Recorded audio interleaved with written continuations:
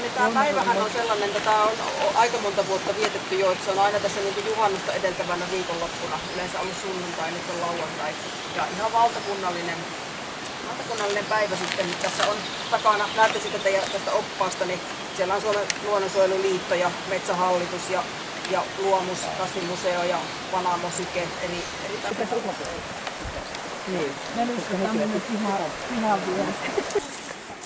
Sulla alkupäässä ei ollut, mutta ne varmaan oli nukkumassa. Hei, mä luulen, että taisi olla nukkumassa.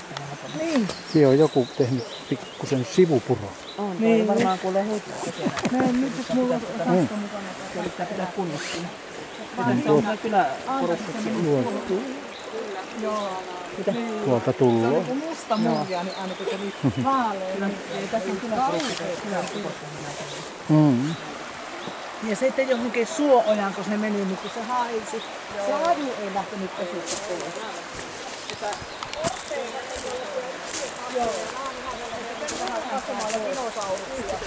Eli nämä on ollut täällä siis aivan niin järkyttävän kauan kortteissa. Paljon dinosaurusten aikaan jo. Ja sitten silloin on ollut vissiin semmosia niinku kortemetsiä, valtavan suuria kortteistoja. Ja nämä on itiökasveja.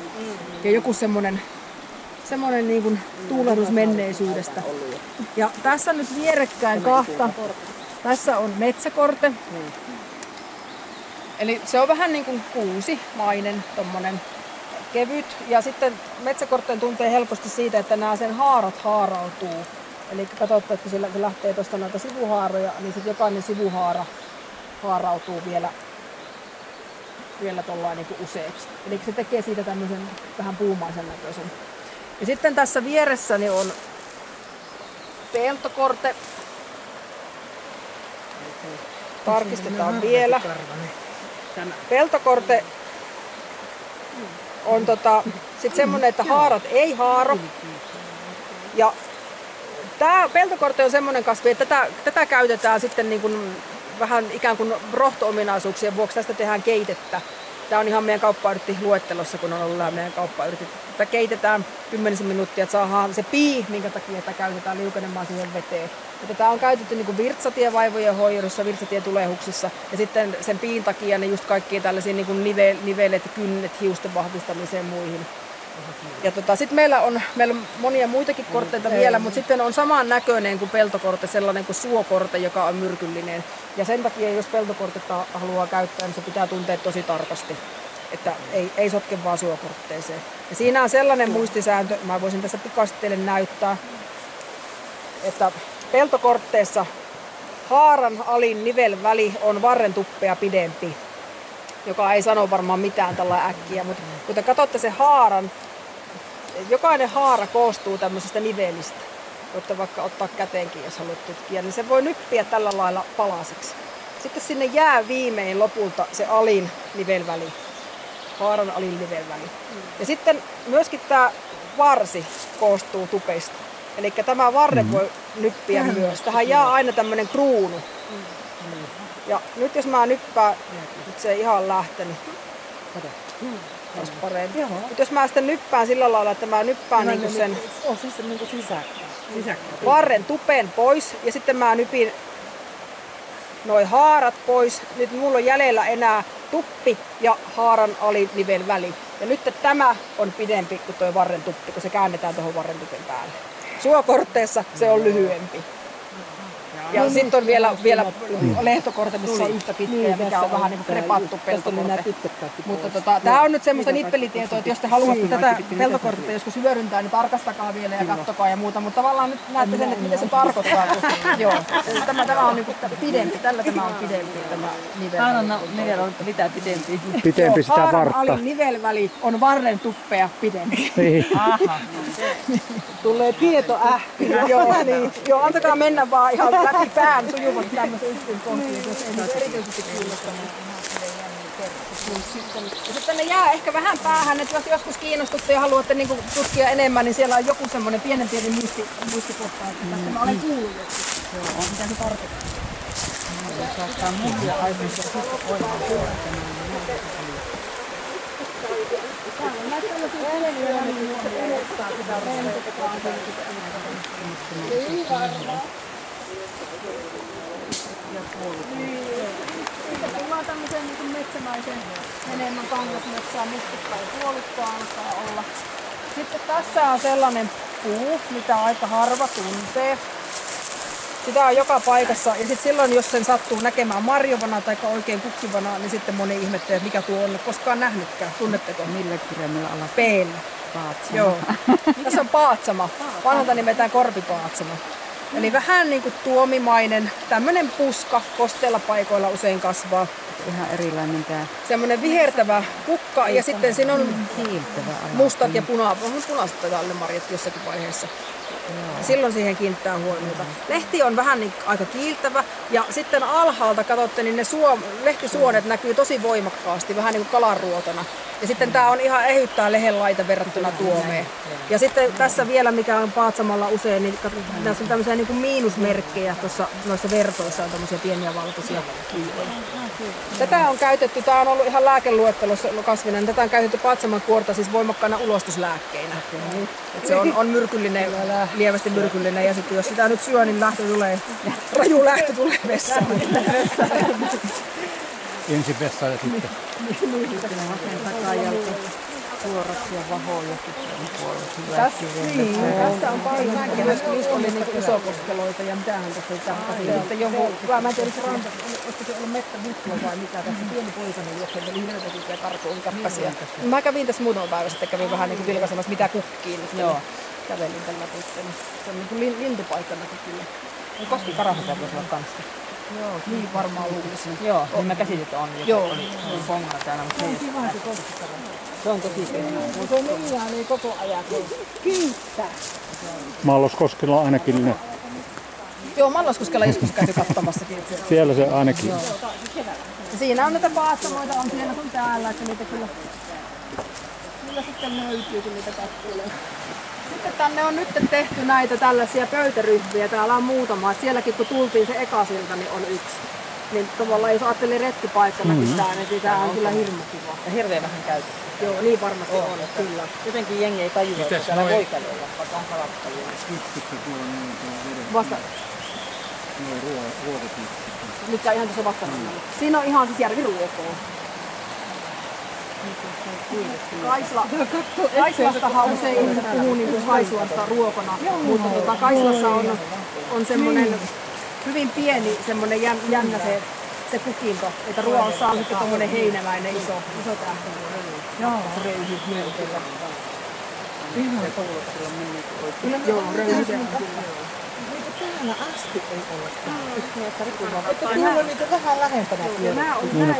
Niin kuin nämä ei ole monta vuotta ollut. Tämä on ollut vähän tässä vaan mennyt kalastajien tämmöistä polkua, mutta nyt on kunnistettu sitä, että se pääsee kulkemaan. Tämä on tosi tässä tullut ihan Joo, on.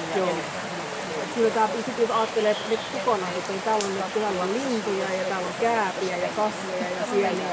Tämä on niin monimuotoinen. Tämä on upeaa. Joo. Ja sitten se on mun mielestä ihan hienoa. Ja tää on ihan semmonenkin, mä mietin sitä, että ihan hyvin tämmöisessä voisi ajatella, että järjestäisi jotain sellaistakin, niin kuin on vaikka jotain iltamelontoja ja muita. Voisi olla joku semmoinen niin kerran viikossa joku luontokävely. Kyllä, aivan. Niin lähtönä, niin se on kyllä tosi nimenomaan tähän luontoon. Niin, sinä kurkotat.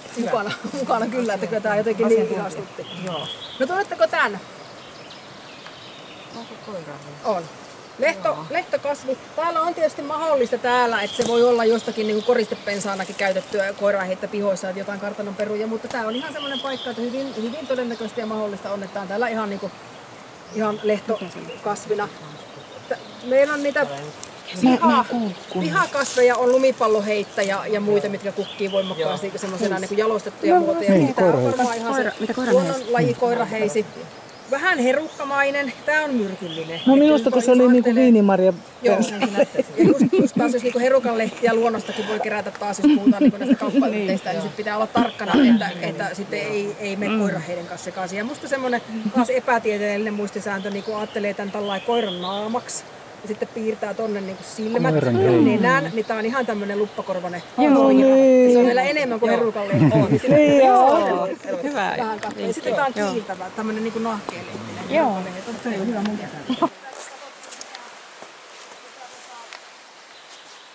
Metsäruusu.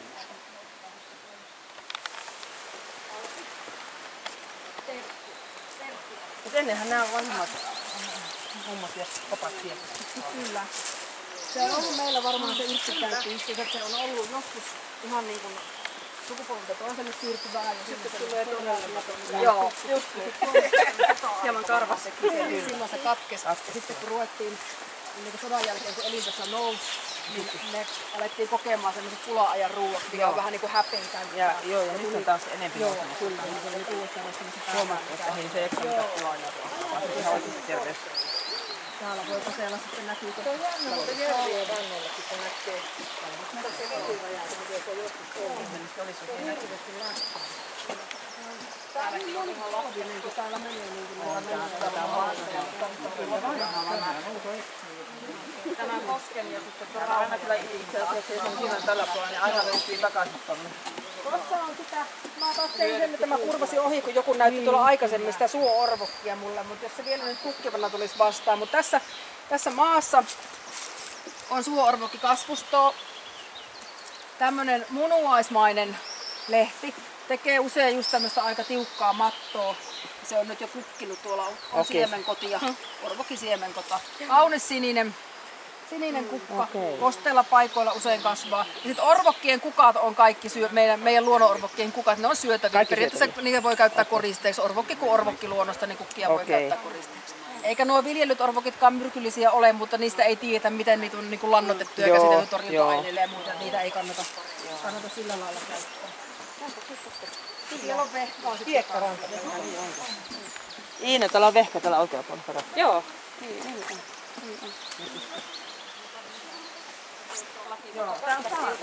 Katsotaan tarkastaa saa.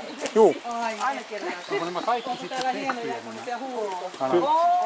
Kyllä. Että siinä ei ole mitään, mikään ei ole alkuperäinen. Ei. Niin se on tuo. Miltä me tarvitaan nämä vedet? Eikö oo? Niin, nämä on tehty tästä Ulsana ja Myllytuota. Tää väylä on tuo. Niin. Nämä on Sitä ei tehty. ole kaivettu. Joo. Muut on tehty. Joo, kyyveistä. Sieltähän on tullut vesi aina. Aina. Juu. Se on jo 1500. Onko sitä sitten syvennetty tai? Tämä on laskettu Joo. puun uittoa varten. No joo, sitä mäkin ollut. Kyykoski. Tuossa on valtavan komea rönsyleinikki ihan ohi menneen, kun näitä Kyyvedestä. Se oli melkein niin kuin samaa virtaa tuonne puolelle. Niin se oli ennen kyykosta. Joo.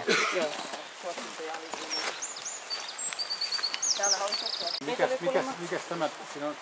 Tämä on vanha myllytupa. Kun ne toi myllyyn tuohon jauhotettavaksi, niin ne yöpytä. Joo. Tämä on vanha rakennus tuo. On. Joo. Ellei tässä ole. Kyläkunnien polvea, ainakin jossakin mä oon katsonut, että pitäisi olla tässä, mutta tämä ei kyllä ainakaan ei sinne löydy. Okei. Sitten me oltiin joskus, just sen, mä olin satakastekoulutuksessa, niin me oltiin niin syventävällä kasvukursseilla sillä, että Seppo Vuokko, eli tämä luontoilta Seppo Vuokko, niin piti meille ne kurssit. Okei. Niin Sepon kanssa käytiin kerran täällä ja silloin käytiin näitä paikkoja läpi. Löytyykö Ja sitten muun muassa, no semmoinen ainakin löytyy, se nyt ei mikään rauhoitettu eikä hirveän harvinaisuus ole, mutta tuosta kun mennään niin kuin jokea ylöspäin, niin sen Saunamökin jälkeen sinne Pöpelikköön, niin siellä on lehtopalsamia aika iso kasvusto, mikä ei ole tällä alueella mikään kovin yleinen. Se on keltakukkanen palsami. Ai sen niin Saunamökiäkin sinne joo, sinne niin kuin ylöspäin. Siellä vähän niin kuin siellä, niin kuin, missä se alkaa mettää, Joo. mutta siellä oli joku semmoinen rehevämpi kohta, missä Okei. sitä oli. Mikäs tää on? Se on se punainen. Tää on edelleen. Joo, se on edelleen. Siinä näkyy, että se on vähän muunteleva ja vähän niin kuin eri. Joo. Okei. Joo. Ei oo tommonen niinku. Niin, Täällä on ihan erilainen. se kukka. Niin.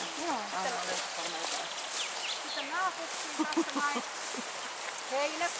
Eli tunnetteko heinän? Näin niin kuin hatusta kun äkkiä heittää, mikä tämä pötkylä on.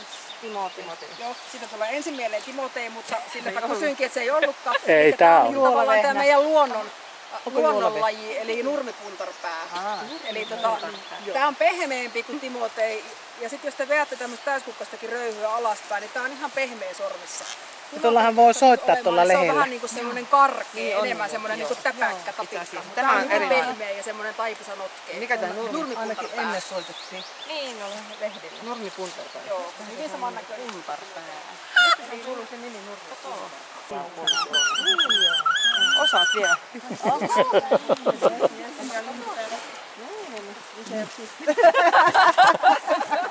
Suorastaan kutsuhuuto tai varoitus. Että kaikki lesket tulkaa tuohon sillalla illalla kello 8. Sinähän sen suomeksi sanoit. Joo. Vielä näytän, mä unohdin tämän tuossa katsoa silloin, kun katsottiin niitä ukonpussia. Eli maahumala. Okei. Maahumala, joo. Eli tätä saa nyt ihan taimistoitakin. Tähän saa amppelikasvia ja sitten sitä kirjavalehtistä versiota, nepeta. Niin löytyy. Ja tää on ihan luonnonkasvi, eiköhän tääkin niinku levinnyt ole jostakin, mutta kasvaa ihan nyt villinä siellä sun täällä. Ja kukkii tuollain kauniisti sinisinä alkukesällä, tekee tommoista rönsymäistä mattoa. Ja tätä on käytetty rohdoskasvina.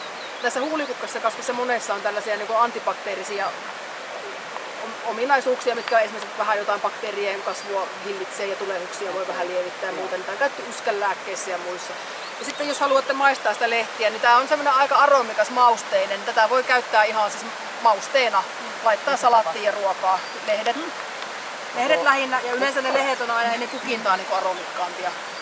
Joissakin lajeissa tosin kukina aikaa, mutta aika voimakas semmoinen yrttinen maku voi pistää. Pistää tuolta, mikä tuossa on niinku runsaana. Se on sitä, eikö toi ole sitä luumitädytystä? Mikä on yhtynyt tämän ihan saman näköinen, vähän saman näköinen. Tämä on nurmi. Vähän, mutta kato tarkemmin. Niin, tässä niinku joo, kukat on tommoset pillikemäiset tuolla lehtihangoissa. Tossa oli ne se pilli. Joo. Ja sitten tässä nämä lehet, niin nämä on vähän niinku tommoset herttatypiset ja hyvin selkeästi tommonen piparilaitainen. Ja aina vastakkain. Joo. Ja pillikemäinen kukka. Joo.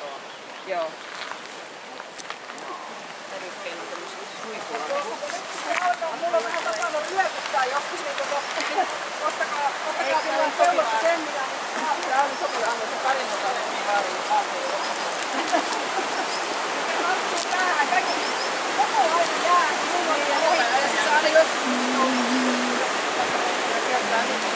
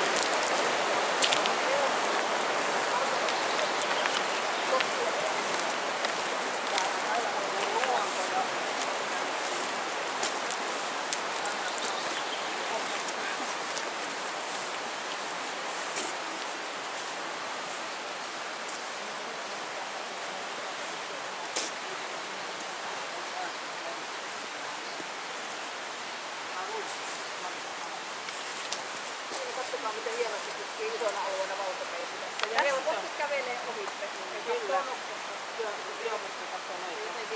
Tätä ei välttämättä sillä lailla päältä katsoa. Niin, tämä on sitten valkopeippiä. Valkopeippi. Niin, menee ohite nokkosena. Kaunis valkopeippi. Tommosethan ennen aina kun ukkonen tuli, niin palo. Joo, niitä palo paljon. Ukkonen sytytti aina noita tommosia. Muuntaja. Tässä on semmoinen kasvi vielä, että se kukkii nyt, kun hiirenvirna ei nyt lähde kukkivana. Tässä on semmoinen, kun muurahaiset tulee sitten sitä hakemaan. No niin, siinä on se. Ja sille ei oikein niin sitten se oletus, minkä takia niitä on, koska ne ei mitenkään pölytä tätä, niin on se, että monestihan ne saattaa olla niin kuin keltiäisiä ja kusiaisia tämmöisiä. Että se periaatteessa olisi yksi sen kasvin tämmöistä puolustusjutusta. No ne voi syödä jotain pikkuelukoitakin, mutta sitten jos vaikka joku eläin haukkaa tämän suuhunsa ja se saa kusiaisia ja keltiäisiä suuhunsa, niin se ei tätä mielellänsä syö. Että se voi olla, että siinä on joku tämmöinen puolustuskeino. Mutta lähestulkoon aina, kun katsotte, niin siellä... tuolla alempana. Nämä on kaikki ne on kaikki tätä. Joo, tämä on protevampi. Kyllä tämä on kanssa on. On mun mielestä aina virna on nämä kaikki. Ja sitten sitä maahumalaa on tuolla ihan tuolla tyveen suokertalle. Niin, se menee näin. No se on vähän semmoinen niin sottisemman näköinen. Niin on kuin semmoinen hiiren. Sitten taas saattaa olla niin valtavan paljon näitä kymmeniä.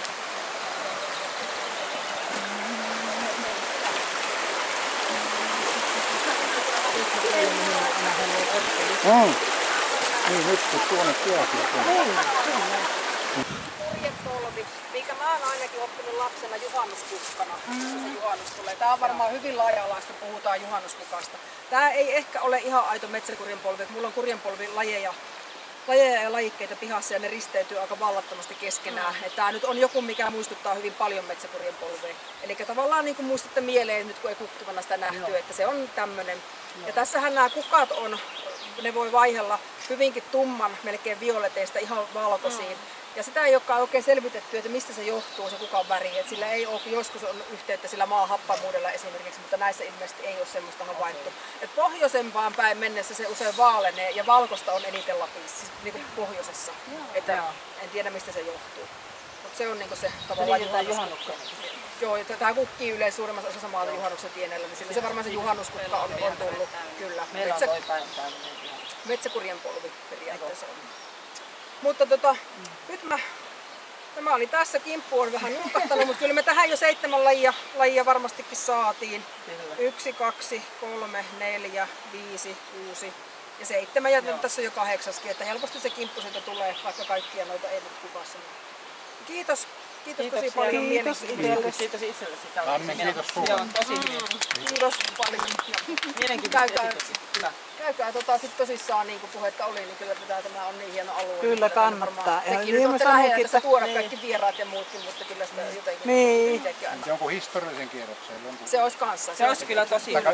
Taka yhdessä. Niin. Tässä on perhosia, lintuja. Niin, olisi tosi ja hyvä. sitten vielä arkkitehtuuri. Niin, mutta ja tuolla just niin kuin nämä historian näitä rakenteita, kun on näkyvissä näitä. Päivittävyysperiaatteessa voisit täällä vetää.